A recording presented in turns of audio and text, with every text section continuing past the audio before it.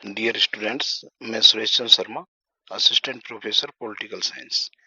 आज की इस वीडियो में हम चर्चा करते हैं प्लेटो के न्याय सिद्धांत की। प्लेटो ने बहुत सारे ग्रंथ लिखे हैं, परंतु उनका जो रिपब्लिक है वो सबसे इम्पोर्टेंट ग्रंथ है और प्लेटो की जो न्याय सिद्धांत है इसकी चर्चा रिपब्लिक में की गई है। सबसे पहले हम देखते हैं कि प्लेटो के जो न्याय सिद्धांत है उसका अर्थ क्या है। प्लेटो के न्याय सिद्धांत के अर्थ में हम देखें तो वर्तमान न्याय की तरह प्लेटो ने अपने न्याय सिद्धांत को नहीं लिया है। प्लेटो का जो न्याय सिद्धांत है वो एक नैतिक न्याय है, ना कि एक कानूनी न्याय। और नैतिक न्याय होने के कारण प्लेटो का जो न्याय सिद्धांत है वो वर्तमान न्याय सिद्धांत से थोड़ा अलग है। प्लेटो ने अपने रिपब्लिक में बताया है कि न्याय का अर्थ होता है कि प्रत्येक व्यक्ति अपने लिए निर्धारित कार्यों को करे और दूसरे के काम में हस्तक्षेप ना करे, यही न्याय है। अब प्रश्न उठता है कि व्यक्ति के लिए कार्यों का निर्धारण कैसे होगा और ये कौन करेगा। तो इसके जवाब में प्लेटो कहते हैं कि व्यक्ति के लिए क्या करना है क्या नहीं करना है इसका निर्धारण शासक वर्ग करेगा। मतलब आदर्श राजा, जो दार्शनिक राजा है, वो इस चीज का निर्धारण करेगा कि कौन से व्यक्ति को क्या करना है। और इस निर्धारण का मापदंड क्या होगा, इसके जवाब में प्लेटो कहते हैं कि प्रत्येक व्यक्ति में कुछ विशिष्ट गुण होते हैं। सभी व्यक्ति समान नहीं होते। कुछ व्यक्ति होते हैं जिनमें बुद्धि की प्रधानता होती है, कुछ व्यक्ति होते हैं जिनमें साहस की प्रधानता होती है और कुछ ऐसे व्यक्ति होते हैं जिनमें इच्छा की प्रधानता होती है। व्यक्ति की आत्मा में ये तीनों गुण निवास करते हैं। मतलब प्रत्येक व्यक्ति में ये तीनों गुण मौजूद होते हैं। अंतर केवल इतना है कि प्रत्येक व्यक्ति में इन गुणों की मात्रा अलग अलग होती है। किसी व्यक्ति में साहस की प्रधानता होती है, किसी में बुद्धि की, तो किसी में इच्छा एवं उत्पादकता की प्रधानता होती है। तो प्लेटो कहते हैं कि राजा का ये एक दायित्व बनता है कि प्रत्येक व्यक्ति को उसके गुणों के आधार पर कार्यों का निर्धारण किया जाए। जिस व्यक्ति में बुद्धि की प्रधानता है वो शासन का काम करेगा, जिस व्यक्ति में साहस की प्रधानता है वो सैनिक वर्ग का काम करेगा और जिस व्यक्ति में इच्छा या उत्पादकता की प्रधानता है वह व्यक्ति दोनों वर्गों के लिए उत्पादन का काम करेगा। जब इस प्रकार की व्यवस्था होगी तो यही व्यवस्था प्लेटो के अनुसार न्याय की व्यवस्था कहलाएगी। अब हम आगे बढ़ते हैं। प्लेटो न्याय के दो प्रकार बताते हैं, एक व्यक्तिगत न्याय और दूसरा सामाजिक न्याय। व्यक्तिगत न्याय में हम देखते हैं कि प्लेटो कह रहे हैं कि भाई प्रत्येक व्यक्ति में तीन गुण निवास करते हैं, बुद्धि, साहस और इंद्रिय तृष्णा। जब आत्मा में बसे हुए ये तीनों गुणों में सामंजस्य होता है तो वो व्यक्तिगत न्याय होगा। मतलब प्रत्येक व्यक्ति में बुद्धि, साहस और तृष्णा का बैलेंस कंडीशन जब होती है तो वह व्यक्ति का एक बैलेंस पर्सन कहलाता है कि उसमें बुद्धि भी हो, उसमें साहस भी हो और इंद्रिय तृष्णा भी हो, परंतु ये तीनों गुण अपना अपना कार्य करें, एक दूसरे पर आरोपित होने का प्रयास ना करें। तो ऐसा न्याय व्यक्तिगत न्याय कहलाता है। प्लेटो कहते हैं कि राज्य व्यक्ति का वृत्त रूप है। मतलब राज्य जो है वो व्यक्ति का एक विस्तार है। जो चीजें व्यक्ति के अंदर सूक्ष्मता से दिखाई देती हैं वो राज्य के अंदर स्पष्ट रूप से दिखाई देती है। तो अब हम देखते हैं कि जैसे व्यक्ति में तीन गुण होते हैं ऐसे ही हमारे समाज में भी तीन वर्ग होते हैं।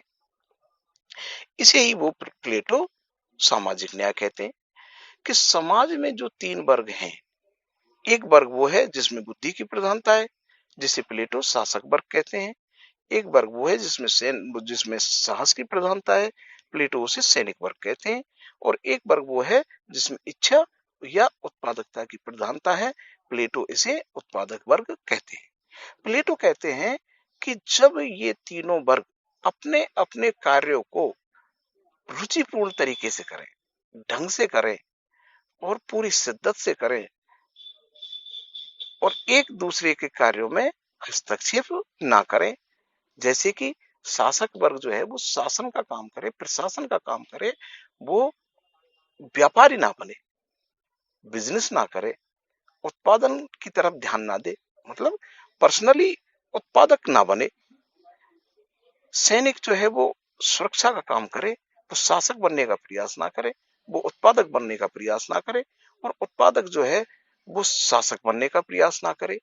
अर्थात जो भी कार्य जिस वर्ग के लिए निर्धारित किए गए हैं उनके गुणों के अकॉर्डिंग वो वर्ग अपना अपना कार्य करते रहे। जब समाज में ऐसी व्यवस्था होती है तो वो सामाजिक न्याय कहलाता है। अब हम आगे बढ़ते हैं। हम देखते हैं कि प्लेटो के न्याय सिद्धांत में तीन तत्व पाए जाते हैं, जैसे कार्य विशिष्टीकरण का सिद्धांत। प्लेटो कहते हैं कि कार्य विशिष्टीकरण का मतलब है, एक तरीके से हम कह सकते हैं इसको स्पेशलाइजेशन, कि प्रत्येक व्यक्ति में अलग अलग कार्य करने की क्षमता होती है। हम भी अपने सोसाइटी में देखते हैं, अपने इर्द गिर्द देखते हैं कि हर व्यक्ति हर काम नहीं कर सकता। जो व्यक्ति जिस काम को करने में सक्षम है या माहिर है या रुचि है या उसके गुण उस कार्य से मैच कर रहे हैं, उस व्यक्ति को अपने कार्य में विशिष्टीकरण मतलब विशेषज्ञता हासिल हो जाती है धीरे धीरे। और यह विशेषज्ञता जो है ये समाज के विकास के लिए, राज्य के विकास के लिए बहुत ही जरूरी है। ऐसे ही प्लेटो के न्याय सिद्धांत का अगला तत्व हम देखते हैं हस्तक्षेप। हस्तक्षेप का मतलब है कि अपने गुणों के अकॉर्डिंग अपना काम करो, दूसरे के कार्य में हस्तक्षेप ना करो। तो प्लेटो का ये हस्तक्षेप सिद्धांत उसके न्याय सिद्धांत का एक आधारभूत स्तंभ है।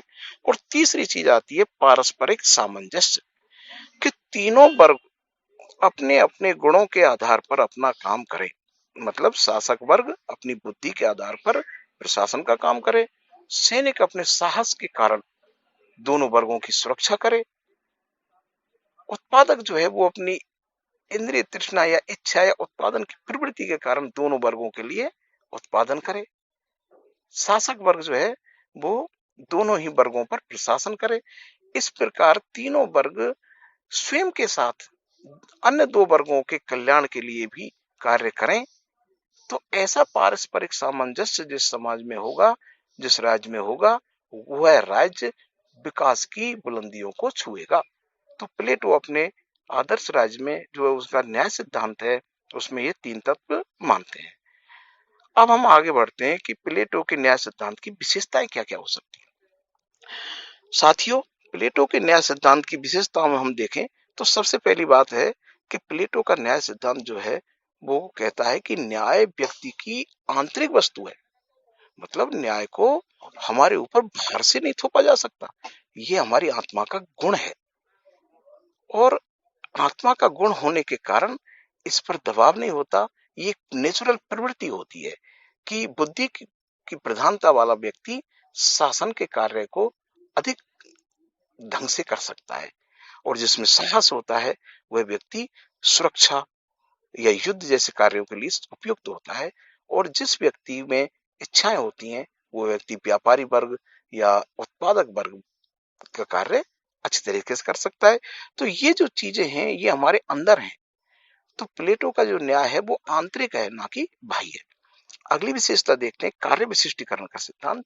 प्लेटो कहते हैं कि जो जिस काम में माहिर है उसको अपने कार्य को ढंग से करना चाहिए, जिससे उसमें विशेषज्ञता आ जाएगी। ये प्लेटो के न्याय सिद्धांत की विशेषता हुई। अगला बिंदु देखते हैं हम। प्लेटो कहते हैं हस्तक्षेप। प्लेटो कहते हैं कि तीनों वर्गों को अपने अपने कार्यों को पूरी शिद्दत से करना है, दूसरे के कार्य में टांग नहीं अड़ानी है, हस्तक्षेप नहीं करना है, और अपने कार्य को सुरुचिपूर्ण तरीके से करते रहना है। इस प्रकार प्लेटो हस्तक्षेप की बात करते हैं, ये उनकी एक विशेषता का तीसरा बिंदु हुआ। चौथी बात है सामाजिक सामंजस्य, पारस्परिक सामंजस्य, कि तीनों वर्ग जो अपना अपना कार्य कर रहे हैं उसमें सामंजस्य होना बहुत जरूरी है। जब ये सामंजस्य होगा तभी राज्य का विकास होगा, और एक दूसरे के लिए ही ये काम कर रहे हैं, मतलब शासक वर्ग जो है जिसमें बुद्धि की प्रधानता है वो किसके लिए काम करेगा? उत्पादक वर्ग के लिए और सैनिक वर्ग के लिए। सैनिक वर्ग जो है साहस की प्रधानता है जिसमें, वो सैनिक वर्ग किसके लिए क्या काम करेगा? सुरक्षा का काम, युद्ध का काम। और ये सुरक्षा का काम सैनिक वर्ग जो है किनकी सुरक्षा करेगा? सैनिक वर्ग अपने शासक और उत्पादक वर्ग की सुरक्षा करेगा। और उत्पादक वर्ग जो है, व्यापारी वर्ग जो है, किसान वर्ग जो है, मजदूर वर्ग जो है, वो किसके लिए काम करेगा? स्वयं के साथ साथ इन दोनों के लिए काम करेगा। उत्पादक वर्ग केवल ये थोड़ी है कि अनाज उत्पन्न किया किसान ने, वो स्वयं के लिए स्वयं के लिए करेगा, स्वयं के पेट भरने के लिए करेगा? नहीं, किसान उत्पादन जो करेगा वो सैनिक और शासक वर्ग के हितों को देखकर भी काम करेगा। मतलब स्वयं के लिए तो होगा ही, परंतु उसका लक्ष्य जो होगा वो स्वयं के साथ साथ और अन्य दोनों वर्गों के लिए भी उत्पादन करना होगा। इस प्रकार हम देखते हैं कि प्लेटो के न्याय सिद्धांत में पारस्परिक सामाजिक सामंजस्यता पाई जाती है। अगला बिंदु देखते हैं हम विशेषताओं में कि प्लेटो का जो न्याय सिद्धांत है उसके दो स्वरूप है, एक व्यक्तिगत न्याय और एक है सामाजिक न्याय। व्यक्तिगत न्याय जो है वो व्यक्ति विशेष पर लागू होगा, जिसमें यह कि व्यक्ति में 3 गुण होते हैं, बुद्धि, साहस, इंद्रिय तृष्णा। इन तीनों गुणों में बैलेंस होना चाहिए और वही व्यक्ति कंप्लीट माना जाएगा। उसी प्रकार समाज में 3 वर्ग होते हैं और तीनों वर्गों में भी बैलेंस होना चाहिए, तीनों वर्ग अपने अपने कार्यों को करें, तभी राज्य में न्याय की व्यवस्था सुचारू रूप से चल सकती है। इस प्रकार हमने प्लेटो के न्याय सिद्धांत की ये विशेषताएं पढ़ी हैं। अब हम आगे देखते हैं प्लेटो के न्याय सिद्धांत की कुछ आलोचना। साथियों, प्लेटो का न्याय सिद्धांत की आलोचनाओं में हम सबसे पहले देखते हैं बारकर को। बारकर कहते हैं कि प्लेटो का न्याय जो है वो कोई कानूनी न्याय नहीं है, यह एक नैतिक न्याय है, एक नैतिक ज्ञान है, एक नैतिक सलाह है, इसलिए इसे हम न्याय सिद्धांत नहीं कह सकते। अगली आलोचना जो की है प्लेटो की वो की है सेवाइन ने। सेवाइन कहते हैं कि प्लेटो का न्याय सिद्धांत एक निष्क्रिय सिद्धांत है। कैसे निष्क्रिय हुआ? कि भाई एक व्यक्ति एक ही काम करता जाएगा तो वो अपने काम में निष्क्रिय हो जाएगा। आगे वो कहते हैं कि प्लेटो का न्याय सिद्धांत अनैतिक है और अव्यवहारिक है, इसको वास्तविकता के धरातल पर लागू नहीं किया जा सकता। अगली आलोचना हम देखते हैं कि प्लेटो कहते हैं कि आत्म संयम, प्लेटो के न्याय सिद्धांत में आत्म संयम पर विशेष बल दिया जाता है। मतलब बाहर से तुम पर कोई चीजें थोपी नहीं जाएंगी, ये चीजें तुम्हारे अंदर ही क्रिएट होनी चाहिए, पैदा होनी चाहिए कि जो जिसमें बुद्धि की प्रधानता है वो बुद्धि के अकॉर्डिंग काम करेगा, जिसमें इच्छा की प्रधानता है वो उत्पादकता का काम करेगा, जिसमें साहस की प्रधानता है वो सैनिक का काम करेगा। ये जो है, ये जो बातें हैं इस बाहर से नहीं थोपी जाएंगी, ये तुम्हारे अंदर ही होगा। तो आत्म संयम के द्वारा हम अपनी डिस्टर्ब करने वाली जो प्रवृत्ति है उस पर नियंत्रण रखेंगे। इसकी अच्छा, अब आत्म संयम का हमने हवाला दे दिया। अब बिना नियंत्रण के क्या कोई व्यक्ति आत्म संयम से ये निर्धारित कर लेगा भाई मुझे शासक नहीं बनना है? तो ये इसकी आलोचना हुई। अगला कहते हैं हम इसकी आलोचना में वर्ग विभाजन। प्लेटो कहते हैं कि एक वर्ग को अपना काम करना चाहिए, दूसरे के काम में हस्तक्षेप ना करें। परंतु जब एक वर्ग, जैसे माना कि उत्पादक वर्ग है, वो उत्पादक वर्ग की सैकड़ों पीढ़ियां जब उत्पादन का कार्य करती जाएंगी, उत्पादन का कार्य करती जाएंगी, तो एक वर्ग विशेष का निर्धारण हो जाएगा। सैनिक वर्ग की पीढ़ियां सैनिक का काम, शासक शासक का काम। तो इस प्रकार से हम देखें तो आगे चल के ये न्याय सिद्धांत एक वर्ग सिद्धांत बन जाएगा कि एक वर्ग जो है उसकी आने वाली पीढ़ियां वो इसी वर्ग में पैदा होंगी और वही काम करेंगी। तो इससे एक वर्ग विभाजन की व्यवस्था उत्पन्न हो जाती है, जो कि एक आलोचना का विषय है। अगली चीज देखते हैं हम कि प्लेटो के न्याय सिद्धांत में पूरा का पूरा जो नियंत्रण है वो शासक वर्ग को दे दिया है। और जब पूरा नियंत्रण शासक वर्ग को दे दिया है तो इससे एक निरंकुश शासक की उत्पत्ति होने की पूरी पूरी संभावनाएं रहती हैं। इस प्रकार साथियों, हमने प्लेटो के जो न्याय सिद्धांत है उस पर कुछ प्रकाश डाला है।